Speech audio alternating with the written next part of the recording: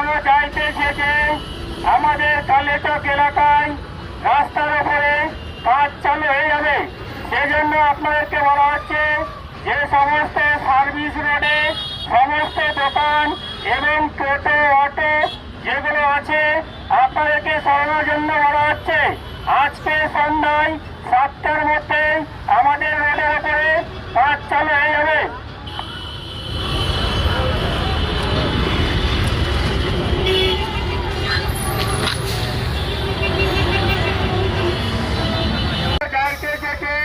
আমাদের কালেচক এলাকায় রাস্তার উপরে কাজ চালু হয়ে যাবে।